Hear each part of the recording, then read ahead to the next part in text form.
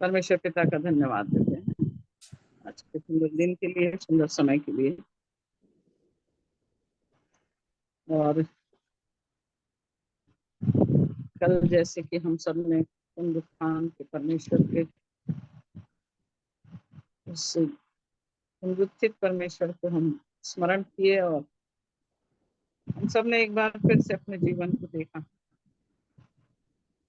कि प्रभु यीशु मसीह जो मुर्दों में से जिलाया गया, यही धन्य आशा हमारे लिए प्रभु ने दिया है।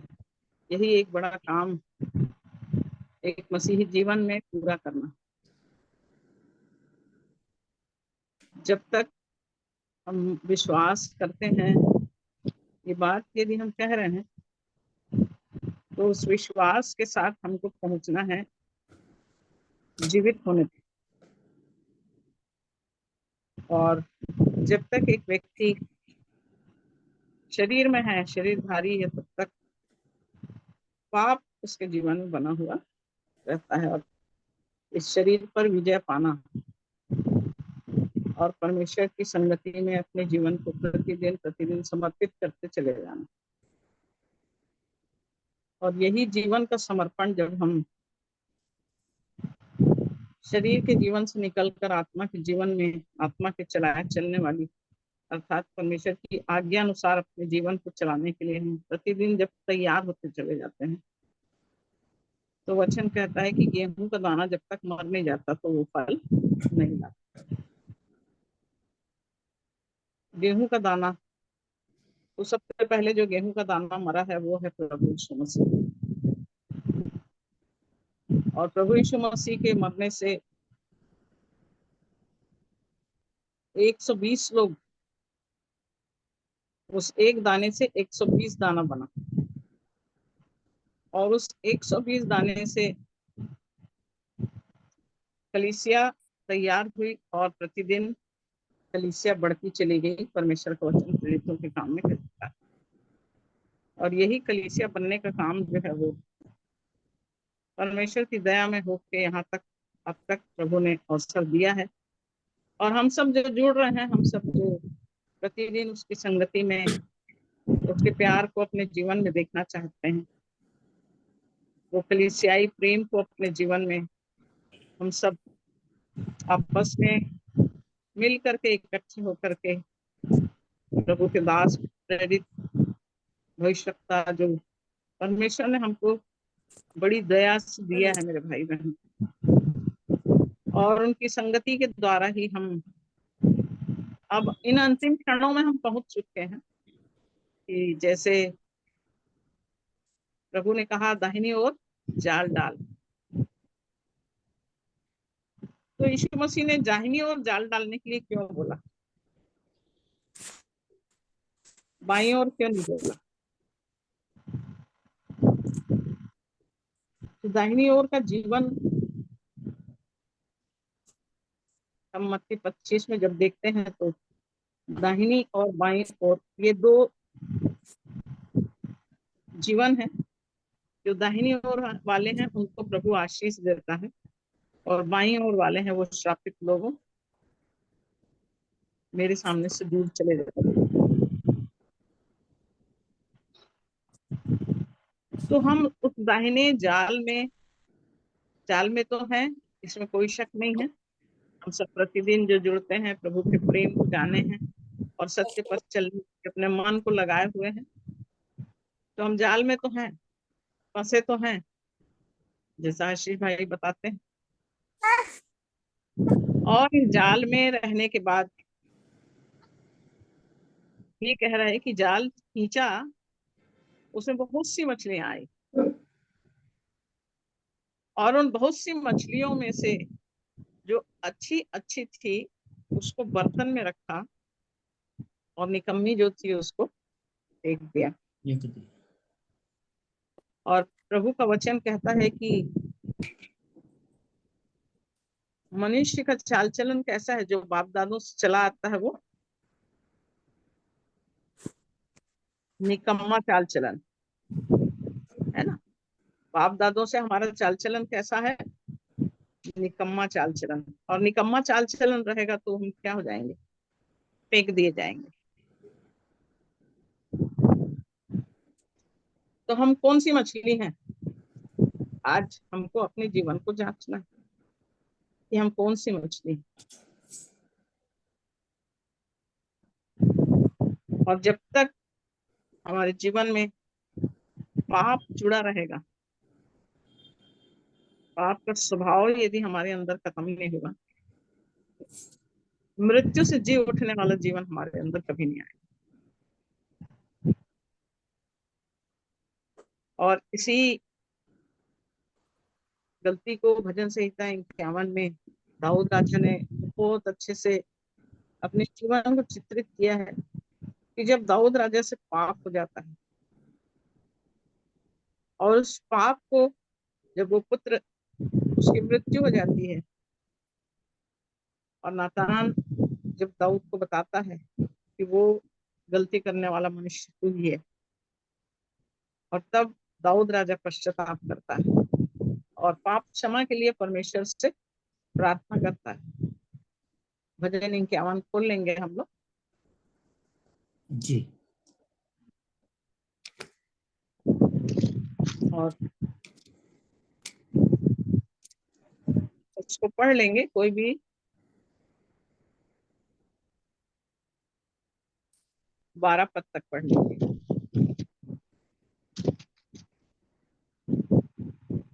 भजन संहिता 51 बोली दीदी। जी जी, 51 एक से पढ़ना है। हाँ। हे परमेश्वर, अपनी करुणा के अनुसार मुझ पर अनुग्रह कर, अपनी बड़ी दया के अनुसार मेरे अपराधों को मिटा दे।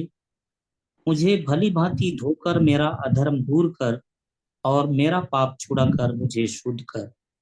मैं तो अपने अपराधों को जानता हूँ और मेरा पाप निरंतर मेरी दृष्टि में रहता है।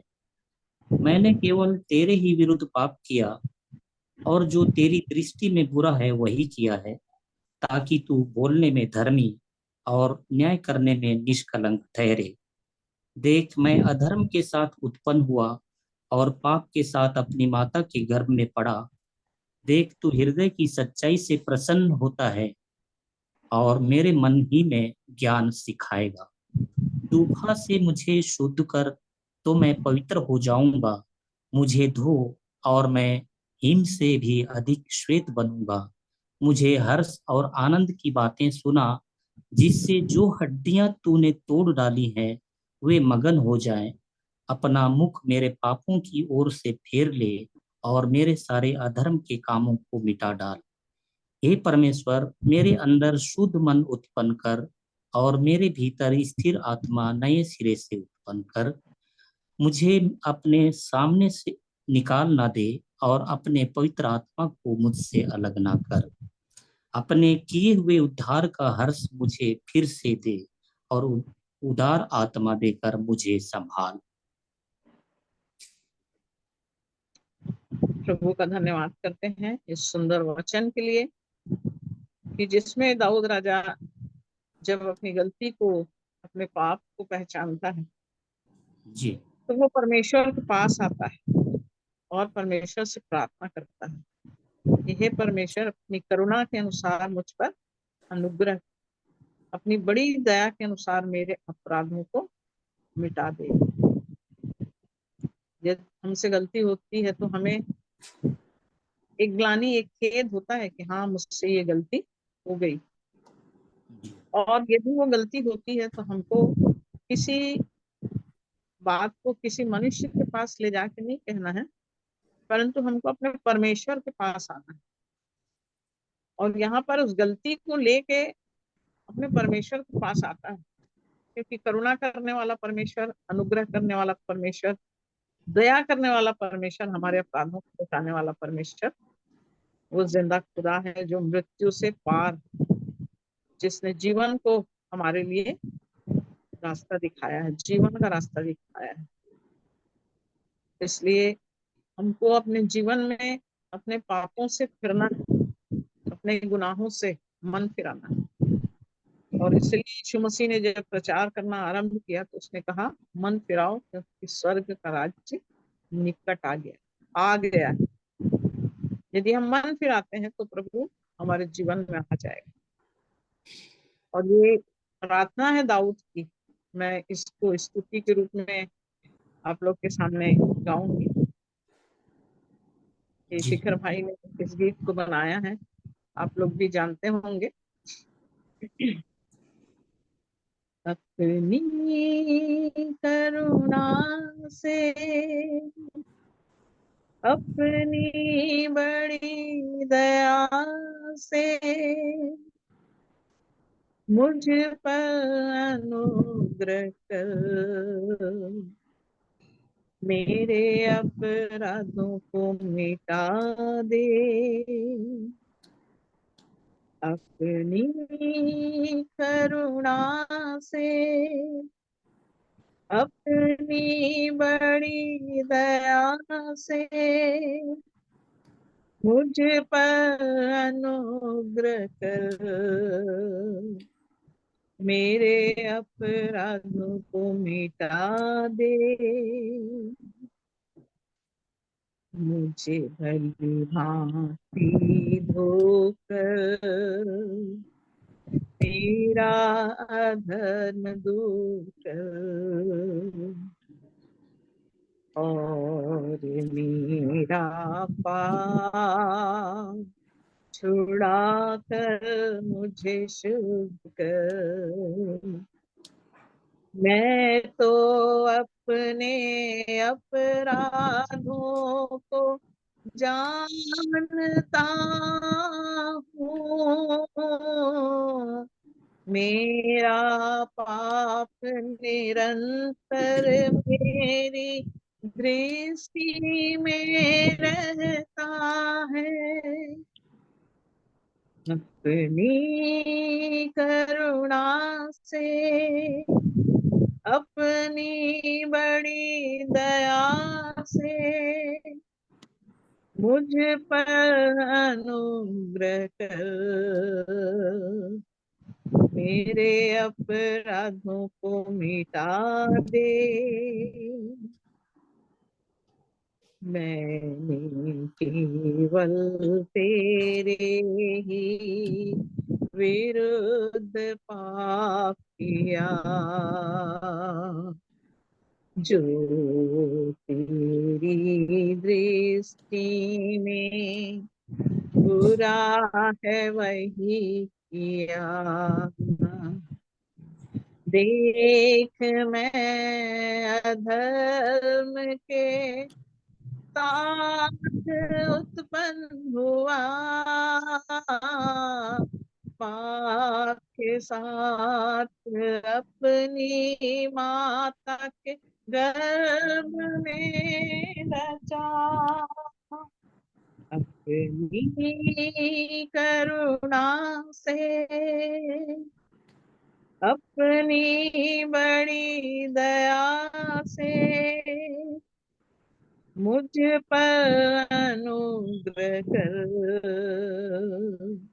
मेरे अपराधों को मिटा दे।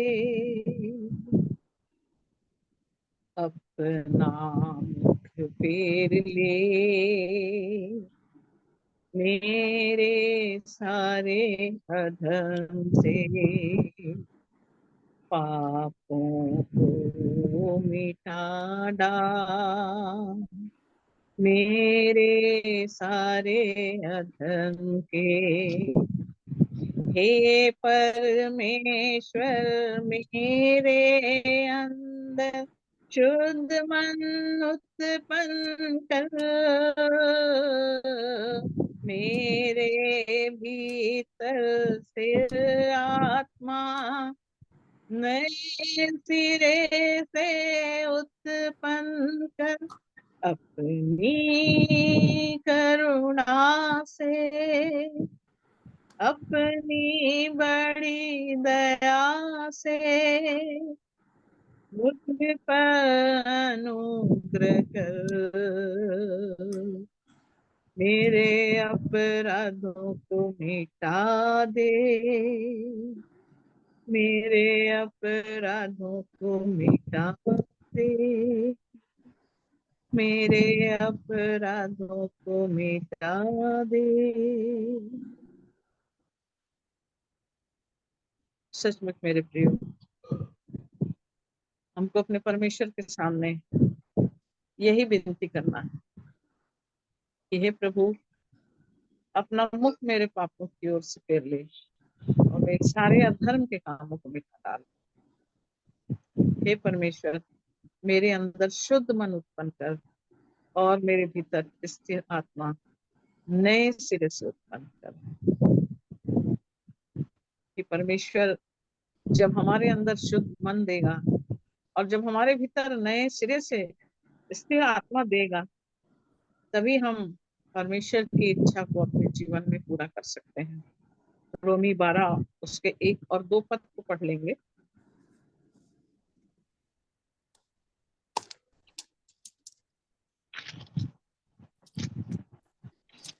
कौन सा पद? रोमी 12 का पहला और दूसरा पद।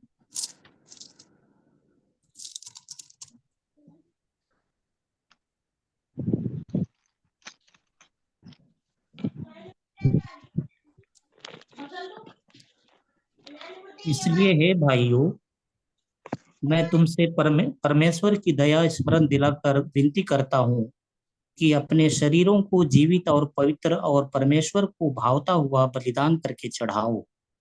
यही तुम्हारी आत्मिक सेवा है। इस संसार के सादृश्य न बनो, परंतु तुम्हारे मन के नए हो जाने से तुम्हारा चाल चलन भी बदलता जाए, जिससे तुम परमेश्वर की भली और भावती और सिद्ध इच्छा अनुभव से मालूम करते रहो।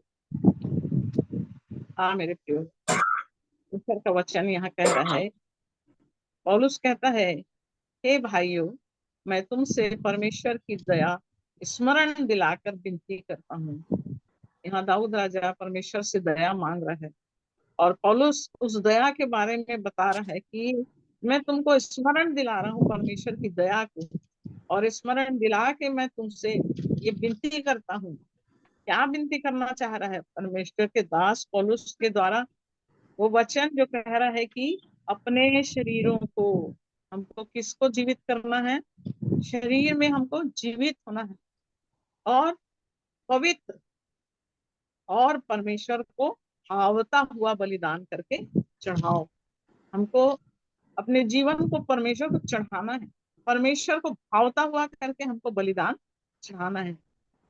जब तक हम बलिदान नहीं चढ़ाएंगे, जब तक हमारे जीवन को हम नहीं चढ़ाएंगे, परमेश्वर की सेवा हमारे जीवन से पूरी नहीं होगी। इसलिए यहाँ पर पौलुस परमेश्वर की दया को स्मरण दिला करके विनती कर रहा है कि हे प्रियो, अपने शरीरों को जीवित और पवित्र और परमेश्वर को भावता हुआ करके बलिदान चढ़ाओ। यही तुम्हारी आत्मिक सेवा है। यदि हम परमेश्वर की सेवा करना चाहते हैं, यदि हम सचमुच में चाहते हैं कि हम परमेश्वर की सेवा करें, तो हमको अपने जीवन को चढ़ाना पड़ेगा। जब तक हम चढ़ाएंगे नहीं, मत्ती 16 में कहता है कि जो कोई मेरे पीछे आना चाहे वो अपने आप का इनकार करे, अपना क्रूस उठाए और मेरे पीछे बोले। हमको अपने आप का इनकार कैसे इनकार करेंगे? जब हम अपने आप का इनकार करेंगे तभी हम इस शरीर को जीवित करके परमेश्वर के सामने लाएंगे। जब हम शरीर का इनकार करेंगे, जब हम अपने लालसाओं का इनकार करेंगे, जब हम अपने अभिलाषाओं का इनकार करेंगे, तभी हम जीवित दशा में परमेश्वर के सामने बलिदान करके अपने जीवन को चढ़ा सकते हैं। और यही सेवा जो है उसको परमेश्वर एक्सेप्ट करता है, ग्रहण करता है। और यहाँ पर वचन कह रहा है कि यही तुम्हारी आत्मिक सेवा है। और इस संसार के सदृश्य ना बनो। हमको संसार के लोगों के समान अपने जीवन को नहीं बनाना है, परंतु तुम्हारे मन के नए हो जाने से, मन मन तुम्हारे अंदर, नीति वचन 4:23 में क्या बोलता है? सबसे अधिक अपने मन की रक्षा कर, क्योंकि जीवन का मूल स्रोत वही है। तो हमको अपने जीवन की रक्षा करना है, और रक्षा करना है, यदि हमको शरीर में जीवित होना है तो हमको अपने मन को बदलना पड़ेगा। भीतर से हमको अपने मन को बदलना पड़ेगा, क्योंकि मन में ही बहुत सारी बुराइयां हैं, मन में ही बहुत सारे विचार हैं। कुछ 7 के 20 21 को पढ़ेंगे तो मन में क्या क्या है वो सारी बातें आपको पता चलेंगी कि कैसे मनुष्य के जीवन के अंदर, मन के अंदर क्या क्या काम होता है, और मन के भीतर से जो निकलता है वही मनुष्य को अशुद्ध करता है। तो मन जब तक नया नहीं होगा, यहाँ दूसरा वचन कह रहा है, संसार के सदृश्य ना बनो, परंतु तुम्हारे मन के नए हो जाने से तुम्हारा चाल चलन भी बदलता जाए। जब तक मेरे अंतर का विचार नहीं बदलेगा, है ना, लिखता है कि भला मनुष्य मन के भले भंडार से भली बातें निकालता है, बुरा मनुष्य मन के बुरे भंडार से बुरी बातें निकालता है। आज हमको अपने जीवन को जांचने की जरूरत है कि मेरे अंदर कौन सा भंडार है, मेरी सोच में क्या कौन सी बातें हैं, मैं किस विचार को रखता हूँ, किस सोच को रखता हूँ, मैं किस तरह की अपने जीवन की बोली और भाषा बोलती हूँ।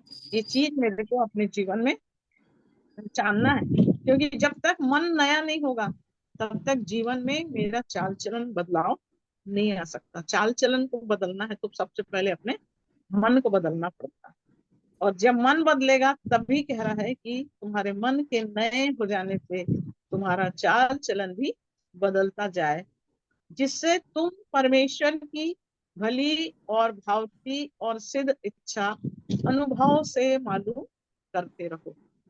हमको जब तक प्रैक्टिकल लाइफ को हम अपने जीवन में नहीं जिएंगे, हम परमेश्वर की इच्छा को, उस अनुभव को अपने जीवन में प्राप्त नहीं करेंगे। हम संसार के रीति से यदि चल रहे हैं, शरीर की रीति से यदि हम अपने जीवन को जी रहे हैं, तो इससे हमको कोई लाभ नहीं होगा मृत्यु। परंतु जब तक अपने शरीर को यदि हम चढ़ाएंगे नहीं, अपने शरीर को हम जीवित नहीं करेंगे, अपने जीवन को हम बदलेंगे नहीं, पवित्र नहीं करेंगे, जब तक जीवित नहीं होंगे, पवित्र नहीं होंगे, परमेश्वर को भावता हुआ बलिदान हम नहीं चढ़ा पाएंगे। और जब तक हम चढ़ेंगे नहीं तब तक वचन कह रहा है कि हम तुम्हारे मन के नए हो जाने से तुम्हारा चाल चलन भी बदलता जाए, जिससे तुम परमेश्वर की भली और भावती और सिद्ध इच्छा को से मालूम करते रहो। पहला यूहन्ना 2:16 पढ़ेंगे।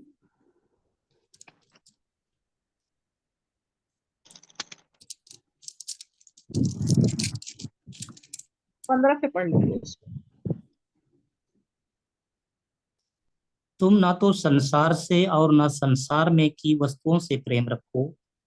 यदि कोई संसार से प्रेम रखता है तो उसमें पिता का प्रेम नहीं है, क्योंकि जो कुछ संसार में है, अर्थात शरीर की अभिलाषा और आंखों की अभिलाषा और जीविका का घमंड, वह पिता की ओर से नहीं परंतु संसार ही की ओर से है। 17 पद भी पढ़ लीजिए। संसार और उसकी अभिलाषाएं दोनों मिटते जाते हैं, पर जो परमेश्वर की इच्छा पर चलता है वह सर्वदा बना रहेगा। अब देख लीजिए मेरे प्रिय, यहाँ पर 15 वचन में कह रहा है, तुम ना तो संसार से ना संसार में की वस्तुओं से प्रेम रखो। अब हमको यहाँ पर अपने जीवन को देखना है कि हम संसार की वस्तुओं से, किस किस वस्तुओं से हमारा प्रेम अभी भी जुड़ा हुआ है। यदि हम संसार की वस्तुओं से प्रेम रख रहे हैं तो वचन में कह रहा है कि उसमें पिता का प्रेम नहीं है। यदि कोई संसार से प्रेम रखता है तो उसमें पिता का प्रेम नहीं है। अब हमको अपने जीवन में देखना है कि हम संसारिक चीजों में, संसारिक बातों में, संसारिक लालसाओं में हम कहाँ कहाँ अपने जीवन को फंसा के रखे हुए हैं। क्योंकि यहाँ पर जब तक शरीर जीवित नहीं होगा, और शरीर को जीवित होना है तो हमको संसार से अलगाव का जीवन रखना पड़ेगा। जब तक हम संसार की वस्तुओं से प्रेम रखेंगे तो परमेश्वर का प्रेम हमारे अंदर नहीं आ सकता। क्योंकि 16 वचन में कह रहा है, जो कुछ संसार में है, अर्थात शरीर की अभिलाषा, आंखों की अभिलाषा और जीविका का घमंड, वह पिता की ओर से नहीं परंतु संसार ही की ओर से है। अर्थात संसार में जो कुछ संसार में संसारिक अभिलाषाएं हैं, वो यदि हमारे जीवन में कार्य कर रही हैं, उन अभिलाषाओं के वश में है यदि हम, तो हम परमेश्वर की ओर से नहीं है, पिता की ओर से नहीं है। और इसलिए यदि हम अपने जीवन को परमेश्वर की इच्छा में लेके चलना चाहते हैं तो 17 पद में कहता है कि संसार और उसकी अभिलाषाएं दोनों मिटते जाते हैं, अभिलाषा, याकूब 1 को निकालिए, याकूब 1 उसका 14 और 15 को पढ़िए।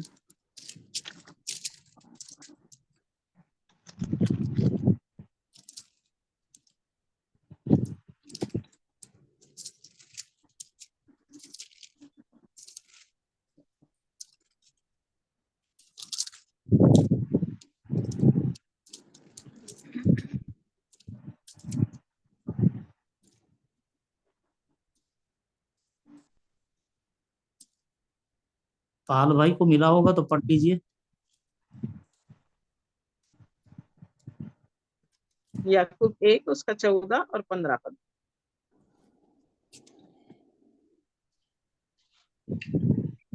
परंतु प्रत्येक व्यक्ति अपनी अभिलाषा से खींचकर और फंसकर परीक्षा में पड़ता है। फिर अभिलाषा गर्भवती होकर पाप को जन्मती है, और पाप जब बढ़ जाता है तो मृत्यु को उत्पन्न करता है। 13 पद को भी पढ़ लीजिए भाई। हे प्रिय भाइयों, धोखा न खाओ, क्योंकि हर एक अच्छा वरदान और हर एक उत्तम दान ऊपर से ही है और खुशियों के पिता की ओर से मिलता है, जिससे न तो कोई परिवर्तन हो सकता है और न अदल बदल के कारण उस पर छाया पड़ती है। उसने इसमें अपनी 13 पद को पढ़ेंगे, 13 तेरह को पढ़ेंगे। हाँ तेरह जी जी। जब किसी की परीक्षा हो तो वह यह न कहे कि मेरी परीक्षा परमेश्वर की ओर से होती है, क्योंकि न तो बुरी बातों से परमेश्वर की परीक्षा हो सकती है और न वह किसी की परीक्षा आप करता है। हाँ देखिए, यहाँ पर परमेश्वर का वचन क्या कह रहा है, जब किसी की परीक्षा होती है तो वो कोई ये नहीं समझे कि वो परमेश्वर की तरफ से, क्योंकि ना तो बुरी बातों से परमेश्वर की परीक्षा हो सकती है और ना वह किसी की परीक्षा आप करता है। परमेश्वर परीक्षा नहीं करता है। एक व्यक्ति कैसे अपने जीवन में पाप तक आता है, इस चीज को यहाँ पर याकूब ने बहुत अच्छे तरीके से बताया है। परंतु प्रत्येक व्यक्ति अपनी अभिलाषा से खींचकर और फंसकर परीक्षा में पड़ता है। परीक्षा कब आएगा? जब हमारे अंदर अभिलाषा आएगा। जब तक अभिलाषा नहीं आएगा तब तक परीक्षा हमारे सामने नहीं आएगी, है ना। और यहाँ पहला हम पढ़ रहे हैं कि परमेश्वर की तरफ से नहीं है ये अभिलाषा, ये संसार की बातें परमेश्वर की तरफ से नहीं है। ना आंखों का अभिलाषा, शरीर की अभिलाषा, ये परमेश्वर की तरफ से नहीं है। परंतु यदि हमारे अंदर अभिलाषा है तो यहाँ पर परमेश्वर का वचन कह रहा है, परंतु प्रत्येक व्यक्ति अपनी अभिलाषा से खींचकर। अब याद करिए, उस अदन की वाटिका में परमेश्वर ने तो आज्ञा दे दिया था आदम को, परंतु अभिलाषा अभिलाषा जब आई, हवा के सामने जब वचन रखा गया कि तुम इसको खाओगे तो तुम्हारी आंख खुल जाएगी, तुमको बुद्धि मिल जाएगी, और तब अभिलाषा आ गई हवा के अंदर, ये देखने में सुंदर है, ये फल देखने में मनोहर है, खाने में अच्छा है, ये तो ज्ञानवर्धक है, ये सारी चीजें अभिलाषा अंदर आ गई। अच्छा इसको खा लेना चाहिए, खाने से हमारी आंख खुल जाएगी, हम परमेश्वर के समान हो जाएंगे। और परमेश्वर ने कहा था कि यदि तुम खाओगे तो तुम मर जाओगे। तो परमेश्वर की बात वहां पर हट गई और अभिलाषा वहां पर हो गई। ऐसे ही एक व्यक्ति जो संसार में जीवन को जी रहा है, वो व्यक्ति क्या करता है? अभिलाषा से खींचता है और खींचने के बाद में वो उसमें फंसता है, और जब वो फंसता है तब वो परीक्षा में पड़ता है, और परीक्षा में पढ़ने के बाद अभिलाषा गर्भवती होकर पाप को जनती है। ये अभिलाषा गर्भवती होकर हमारे जीवन में क्या ला रही है? पाप। पाप कहाँ से आ रहा है? अभिलाषा से हमारे अंदर पाप आ रहा है, और पाप जब बढ़ जाता है तो मृत्यु को उत्पन्न करता है। पाप मृत्यु को उत्पन्न करता है। और वचन कहता है रोमी 3:23 में, सबने पाप किया और परमेश्वर की महिमा से रहित हैं। आज हमारा जीवन जो है पाप के अंधकार में फंसा हुआ है, और इसलिए परमेश्वर की इच्छा में होके हमको ये चीज देखना है कि हम अभिलाषा में तो नहीं पड़े हुए। यदि अभिलाषा है तो अवश्य है कि हम उसमें फंसेंगे और परीक्षा हमारे सामने आएगी, और वो अभिलाषा हमारे जीवन को पाप के वश में सौंप देगी। इसी कारण से जब शरीर हमारे जीवन में है तो रोमियो 7 में पौलुस इस बात को कह रहा है। रोमी 7 को देखेंगे,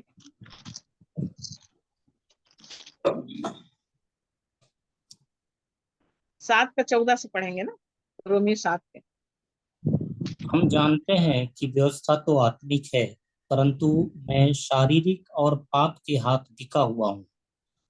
जो मैं हम करता हूँ, हम जानते हैं कि व्यवस्था क्या है। हम जानते हैं, इस बात को हम जानते हैं कि व्यवस्था आत्मिक है, परंतु मैं शारीरिक हूँ। कैसे शारीरिक हूँ? शारीरिक हूँ और पाप के हाथ बिका हुआ हूँ। इस बात को पौलुस कह रहे हैं यहाँ पर 15 पद में। क्या कहता है? जो मैं करता हूँ उसको नहीं जानता, क्योंकि जो मैं चाहता हूँ वह नहीं किया करता, परंतु जिससे मुझे घृणा आती है वही करता हूँ। अब यहाँ पर देखिए, जो मैं करता हूँ उसको नहीं जानता। हम कर रहे हैं लेकिन हम नहीं जान रहे हैं। हमको घृणा है, झूठ नहीं बोलना है मेरे को। प्रभु मैं झूठ नहीं बोलना चाहती, प्रभु मैं गलत नहीं देखना चाहती, प्रभु मैं अपने मुंह से गलत बात नहीं बोलना चाहती। है हमारे अंदर ये बात, हम चाहते हैं। जो मैं चाहता हूँ वह नहीं किया करता। हम नहीं चाहते हैं कि हमारे मुंह से ये बात निकले। हम नहीं चाहते कि हमारे अंदर से ऐसा गुस्सा निकले, हमारे अंदर से झूठ निकले। हम नहीं चाहते हैं, क्योंकि हम चाहते हैं कि हम प्रभु के साथ साथ जीवन जिए।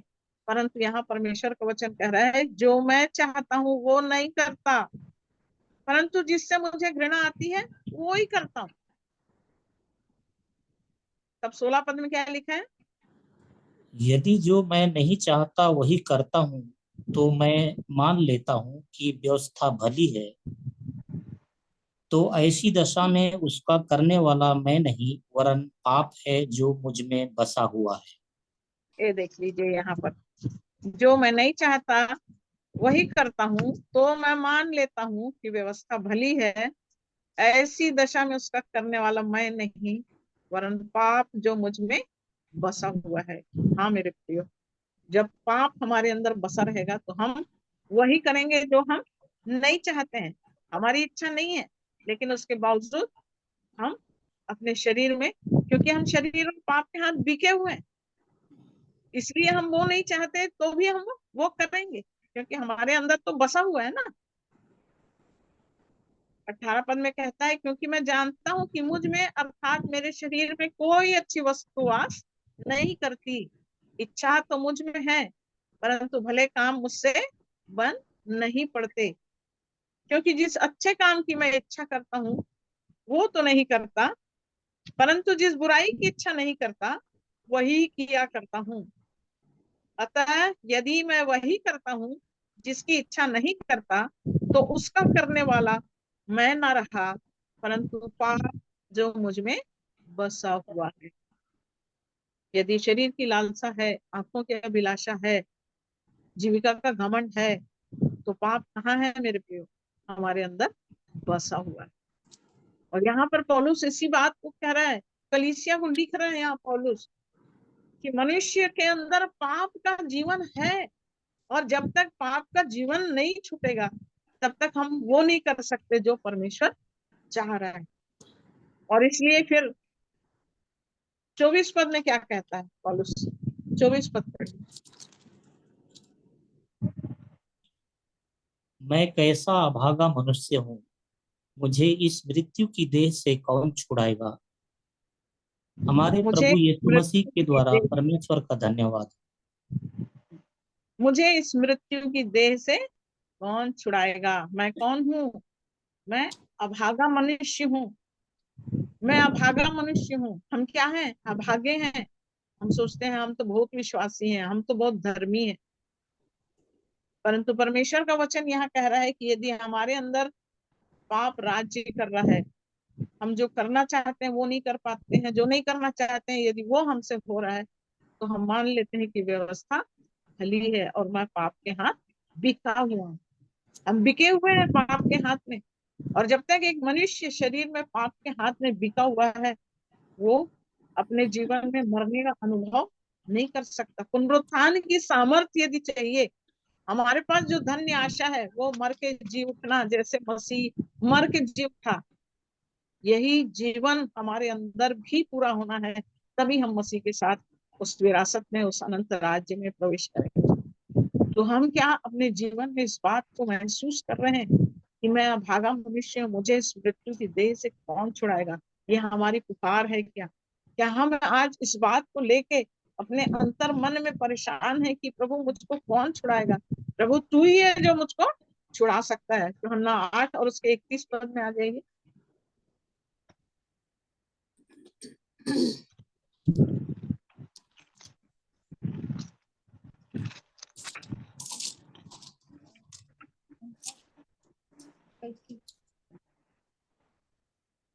और एक बार बोलेंगे दीदी?